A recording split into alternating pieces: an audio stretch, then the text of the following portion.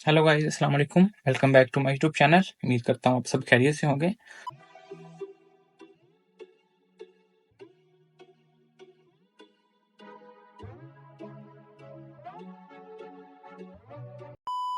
आज की वीडियो में हम डिटेल से डिस्कस करेंगे मेरा जापान में जॉब हंटिंग का एक्सपीरियंस, कि मेरी जॉब जापान में कैसे हुई थी, कितनी कंपनीज में मैंने अप्लाई किया था और मुझे लैंग्वेज कितनी आती थी, क्या लैंग्वेज रिक्वायरमेंट है जापान में जॉब लेने के लिए कि नहीं है, अगर नहीं आती थी तो मेरी जॉब कैसे हुई थी जापान में। उसके अलावा अगर आपका सुपरवाइजर आपको किसी कंपनी को रिकमेंड करता है तो कितने परसेंट आपके चांसेस हैं जॉब के, और आप इंटर्नशिप करते हैं किसी कंपनी में तो इंटर्नशिप के बाद आपके कितने परसेंट चांस बन जाते हैं जॉब के और कैसे बनते हैं। क्योंकि लास्ट वीडियो में डिटेल से बताया था मैं अपना जॉब का एक्सपीरियंस, मेरी सैलरी कितनी थी जापान में, मुझे क्या क्या फैसिलिटीज थी जापान में कंपनीज की तरफ से, और उसको काफी व्यूज मिले थे, लोगों के काफी कमेंट्स आए थे कि हम अप्लाई कैसे कर सकते हैं। क्योंकि मैंने एक बात नोट की है कि जब मैं वहाँ पे जॉब कर रहा था, पाकिस्तान, इंडिया और बांग्लादेश के अलावा बाकी हर कंट्री से लोग वहाँ पे जॉब कर रहे हैं जो कि अपने होम कंट्री से अप्लाई करने के बाद जापान में जॉब लेके आते हैं। पाकिस्तान, इंडिया और बांग्लादेश से भी जॉब वहाँ पे लोग कर रहे हैं, सिर्फ वो कर रहे हैं जिन्होंने मास्टर वहां से किया होता है या पीएचडी वहां से की होती है। तो उन लोगों के काफी क्वेश्चन आ रहे थे, तो नेक्स्ट वीडियो में मैं डिटेल से बताऊंगा कि आप सीवी कैसे बनाएं, सीजीपी आपका मैटर करता है कि नहीं करता, लैंग्वेज आपको आनी चाहिए कि नहीं आनी चाहिए, अगर नहीं आती तो कैसे अप्लाई करना है, अगर आती है तो कितनी आनी चाहिए। अभी सिर्फ मैं यहाँ पे जॉब के एक्सपीरियंस के बारे में बताऊंगा कि मेरी जॉब कैसी हुई थी। क्योंकि मैंने इतनी ज़्यादा कंपनी में अप्लाई नहीं किया था, ना ही मुझे लैंग्वेज आती थी। सबसे पहले मैंने इंटर्नशिप की थी एक कंपनी में, क्योंकि मैंने सीनियर से सुना था, काफ़ी मेरे जितने भी सीनियर वहाँ पे जॉब कर रहे हैं उन सब की जॉब इंटर्नशिप के थ्रू ही हुई है। जब आप किसी कंपनी में एंटर होते हैं जापान में इंटर्नशिप के थ्रू और आप वहाँ पे अच्छा परफॉर्म करते हैं और अंडरस्टैंडिंग अच्छी हो जाती है, आपके लिंक बन जाते हैं, तो आपके काफ़ी चांस बन जाते हैं जॉब के। क्योंकि जापान में इस वक्त पॉपुलेशन कम हो रही है और बहुत सी मल्टीनेशनल कंपनीज इस वक्त जापान के, और देखें कि टोयोटा, सुजुकी, मज्दा, कावासाकी, होंडा, यामा, पैनासोनिक, सोनी, कैनन, ये बहुत सारी कंपनी जापानीज हैं। तो वहाँ पे बहुत कंपनीज हैं और उनकी पॉपुलेशन कम हो रही है, तो उनको एम्प्लॉयज चाहिए इस टाइम, और तो जॉब लगने के चांस ज़्यादा हो जाते हैं। तो सबसे पहला आसान स्टेप था इंटर्नशिप, इसलिए मैंने इंटर्नशिप के थ्रू पहले अप्रोच करना चाहा कंपनीज को। मैंने जब मास्टर का फर्स्ट ईयर कंप्लीट हुआ था तो मैंने अपने सुपरवाइजर को बोला था कि इस तरह से मुझे इंटर्नशिप करनी है, क्योंकि सुपरवाइजर से भी आपको परमिशन लेनी होती है, क्योंकि जब आपने इंटर्नशिप करनी है तो आप यूनिवर्सिटी तो उन डेज में नहीं आएंगे ना। तो मैंने सुपरवाइजर को बोला था कि इस समय इंटर्नशिप करनी है, तो मैं इतनी कंपनीज को नहीं जानता, अगर आपके कहीं लिंक्स हैं तो काइंडली मेरी इंटर्नशिप करवा दें। सुपरवाइजर के साथ मेरी अच्छी थी, मैंने काम किया था, वो भी हैप्पी था, मैं भी हैप्पी था। उसको मैंने बोला तो उसने बोला कि ठीक है, तुमने इंटर्नशिप कहाँ करनी है। मैंने कहा कोई भी ऐसी कंपनी जहाँ पे लैंग्वेज का इशू ना हो, मुझे मेरी वहाँ इंटर्नशिप करवा दें।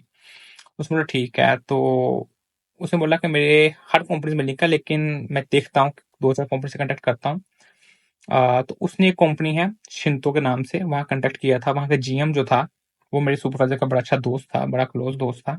उसने उसको मैसेज ईमेल की कि इस समय का कैंडिडेट है, ऐसे ऐसे है, तो वो इंटर्नशिप करना चाहता है, अगर आप उसको इंटर्नशिप की फैसिलिटीज प्रोवाइड कर सके तो it would be honour for us. तो उसने कहा कि ठीक है, हम इंटर्नशिप करवाएंगे। फिर उसके बाद उसने बोला जीएम ने कि वैस की इंटर्नशिप दिसंबर से मिड दिसंबर तक 2 वीक इंटर्नशिप होगी, और जब वैस इंटर्नशिप के लिए कंपनी आए तो काइंडली आप भी इसके साथ आइएगा। तो मेरा सुपरवाइजर मुझे कंपनी लेके गया, वहाँ पूरा दिन हमें उन्होंने कंपनी विजिट करवाई, इकट्ठे लंच किया हमने और गपशप की जीएम के साथ और डिफरेंट कोलीग के साथ उसने मिलवाया। तो जब इंटर्नशिप के लिए मैं वहाँ गया, उसके बाद सुपरवाइजर मुझे छोड़ के वापस आ गया था यूनिवर्सिटी। फिर उन्होंने मुझे गेस्ट हाउस दिया था, गेस्ट हाउस में रखा, 15 दिन की इंटर्नशिप करवाई और जीएम के काफी अच्छे लिंक्स थे। उसके बाद 15 दिन के बाद कंपनी मुझे घर छोड़ने आई, मैं अपने घर वापस आ गया इंटर्नशिप के बाद। ये सारा प्रोटोकॉल जो मुझे मिला था सुपरवाइजर की वजह से मिला था, क्योंकि सुपरवाइजर का दोस्त था जीएम और सुपरवाइजर की काफी रिस्पेक्ट करते हैं वहाँ कंपनीज में। जापान में सुपरवाइजर के काफी लिंक्स होते हैं।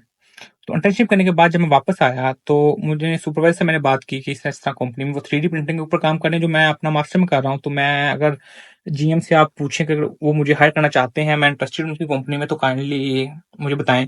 तो सुपरवाइजर ने मेरे ने फिर जीएम को ईमेल की कि इस तरह वैसा आया था कि इंटर्नशिप करने आके, उसके बारे में क्या कमेंट्स हैं, वो आपकी कंपनी में इंटरेस्टेड है। तो सुपरवाइजर उसने जीएम ने बोला मेरे सुपरवाइजर को कि ठीक है, मैं यूनिवर्सिटी आऊंगा किसी दिन उसको मिलने के लिए। उसके बाद जीएम मेरा यूनिवर्सिटी आया, मुझे मिला स्पेशल।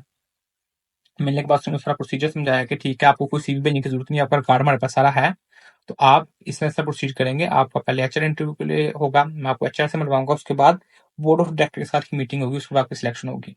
और लैंग्वेज का इतना इशू नहीं है, आपको इंग्लिश बेस पे हायर कर लेंगे और हमारा प्लान ये है कि आप 1 या 2 साल यहाँ ट्रेनिंग देके किसी दूसरी कंट्री शिफ्ट कर देंगे। लेकिन लेकिन उस कंपनी में पहले वो इंटरनेशनल काम नहीं कर रहा था, जिस डिपार्टमेंट में मैंने जाना था। इंग्लिश सबको वहाँ पे आती थी, लेकिन काम कोई नहीं कर रहा था। तो उसके बाद मुझे एचआर की मीटिंग के लिए बुलाया गया। एचआर को इंग्लिश बिल्कुल नहीं आती थी वहाँ पे। जीएम बैठा हुआ था, मैं बैठा हुआ था और एचआर के 2 मेंबर बैठे हुए थे। मैं इंग्लिश में आंसर देता था, जीएम उसको जापानीज़ में ट्रांसफर करके एचआर को बताता था। एचआर के लोग जापानीज़ में क्वेश्चन करते थे, जीएम उसको इंग्लिश में ट्रांसफर करके मुझे बताता था, मैं देता था आंसर। ये थोड़ा मुझे भी ऑकवर्ड लग रहा था। मतलब एक जीएम है कंपनी का, वो मेरा एज़ अ ट्रांसलेटर यूज़ हो रहा है, मुझे अच्छा फ़ील नहीं हो रहा था। उसके बाद इंटरव्यू क्लिक करने के होने के बाद जीएम ने बोला कि इस दिन को बोर्ड ऑफ डायरेक्टर्स आ रहे हैं, तो आपको इनवाइट करता हूँ। बोर्ड ऑफ डायरेक्टर वो कमेटी है, मतलब सीईओ, उसके बाद बोर्ड ऑफ डायरेक्टर ही आते हैं जो पूरी कंपनी को हैंडल कर रहे होते हैं। बोर्ड ऑफ डायरेक्टर के साथ मेरी मीटिंग थी, बोर्ड ऑफ डायरेक्टर वाले वहां आए हुए थे। एक बोर्ड ऑफ डायरेक्टर ने ऑनलाइन ज्वाइन किया हुआ था कहीं से, वो दूसरे कंट्री में था। एक बोर्ड ऑफ डायरेक्टर आया था इंटरव्यू के लिए, मीटिंग के लिए। लेकिन जब मीटिंग हुई है तो वहां पे भी एक बोर्ड ऑफ डायरेक्टर को थोड़ी बहुत इंग्लिश आती थी। दूसरा बोर्ड ऑफ डायरेक्टर ने ज्वाइन किया था ऑनलाइन, उसको बिल्कुल इंग्लिश नहीं आती थी। वहां पे भी जीएम मेरा एज अ ट्रांसलेटर यूज हो रहा था और मुझे थोड़ा awkward फील हो रहा था। वहां होने के बाद, इंटरव्यू होने के बाद मैं ऑफिस में आ गया। वहां पे जीएम मुझे मिला कि मुझे लग रहा है कि board of director Japanese language की वजह से इशू क्रिएट करेंगे, क्योंकि सारी मशीनरी जो भी ऑपरेटर्स वहां पे यूज हो रहा है, सेटअप यूज हो रहे हैं सारे, वो सारे जापानीज में, उनके ऊपर इंस्ट्रक्शन भी लिखी हुई है, एम्प्लॉय भी जापानीज जापानीज है। तो आपको डिफिकल्टीज आ सकती हैं, कल को कोई अगर एक्सीडेंट हो जाता है तो वो थोड़ा इशू क्रिएट कर रहे हैं। इस तरह मुझे लगा, थोड़ा डाउट मुझे वहां क्रिएट हो गया था मेरे माइंड में कि लगता है सिलेक्शन नहीं होगी। क्योंकि बात उनकी भी ठीक थी कि मैकेनिकल की प्योर कंपनी थी वो, और इंजन के और डिफरेंट पार्ट्स बनाते थे मैकेनिकल के, टर्बाइंस के। तो मैं वापस आ गया। उसके बाद कुछ देर बाद मुझे ईमेल आया कि इस तरह से बोर्ड ऑफ डायरेक्टर ने जापानीज की वजह से रिजेक्शन दे दिया, आपको वो हायर नहीं कर रहे। हालांकि ऐसा होता नहीं है कि जब आप बोर्ड ऑफ डायरेक्टर तक पहुंच जाएं और आपकी रिजेक्शन हो जाए। मेरे दोस्त भी यही कह रहे थे, लेकिन मैं बोर्ड ऑफ डायरेक्टर तक पहुंचा नहीं था। मैं सारा सुपरवाइजर के थ्रू और जीएम की वजह से ही बोर्ड ऑफ डायरेक्टर तक पहुंचा था, लेकिन बोर्ड ऑफ डायरेक्टर ने लैंग्वेज का इशू कर दिया। हाँ, अगर मैं खुद बोर्ड ऑफ डायरेक्टर तक पहुंचा होता तो क्या पता सिलेक्ट हो जाता, क्योंकि मुझे उन्होंने बोर्ड ऑफ डायरेक्टर तक लेके ही तब जाना था जब मैं उनकी रिक्वायरमेंट फुलफिल कर रहा होता। इसके बाद मैंने सिर्फ एक कंपनी में अप्लाई किया था। वो कंपनी थी जहाँ पे मैंने जॉब की है, और लास्ट में मैंने बताया भी हुआ है सैलरी का और सब कुछ वहाँ बताया भी कंपनी कौन सी है। इस एक कंपनी में मैंने अप्लाई किया था और मैंने टारगेट उस कंपनी को किया था जो इंग्लिश बेस्ड स्टूडेंट को हायर करती है, जहाँ पे 0% लैंग्वेज रिक्वायरमेंट है और बहुत से लोग पहले भी जॉब कर रहे हैं बगैर लैंग्वेज के। वहाँ अप्लाई किया था, वहाँ सीवी देके अप्लाई किया था, तो वहाँ पे मेरी जॉब हो गई थी। वहाँ पे मैंने उनके पोर्टल पे अप्लाई किया था, तो 2 इंटरव्यू हुए थे। एक एचआर के साथ इंटरव्यू हुआ था और एक उनके आर&डी के हेड के साथ इंटरव्यू हुआ था, हेड ऑफ डिपार्टमेंट के साथ, और एक बोर्ड ऑफ डायरेक्टर के साथ। तो अब इसमें क्या सीन होता है कि अगर तो आप सुपरवाइजर के साथ अच्छा बना के रखते हैं तो सुपरवाइजर आपकी जॉब भी लगवा सकता है, आपकी इंटर्नशिप भी लगवा सकता है, और इंटर्नशिप के बाद आपको जॉब के चांसेस भी बन सकते हैं। आप इंग्लिश कंपनी को टारगेट करें और इस तरह जॉब हो भी सकती है। तो मैंने सिर्फ एक कंपनी में अप्लाई किया था, अच्छे से अप्लाई किया था, और मुझे लैंग्वेज 0% आती थी, लेकिन मैंने कंपनी उसमें अप्लाई किया था जहाँ पे जापानीज रिक्वायर्ड नहीं थी, तो मेरी जॉब हो गई थी। तो ये मेरा जॉब का एक्सपीरियंस था कि इंटर्नशिप वाली कंपनी से रिजेक्शन होने के बाद एक ही कंपनी में अप्लाई किया और वहां सेलेक्ट हुआ। तो अगर आप भी इस वक्त जॉब के लिए अप्लाई करना चाहते हैं तो आप उन कंपनी को टारगेट करें जहाँ की रिक्वायरमेंट आप फुलफिल कर रहे हैं। अगर ऐसी कंपनीज हैं जहाँ पे आपकी लैंग्वेज रिक्वायरमेंट है तो आप वहाँ पे अप्लाई ना करें अगर आपको लैंग्वेज नहीं आती। ऐसी कंपनी जहाँ पे लैंग्वेज रिक्वायरमेंट नहीं है और वहाँ को आप टारगेट कर लें अगर आपको लैंग्वेज नहीं आती।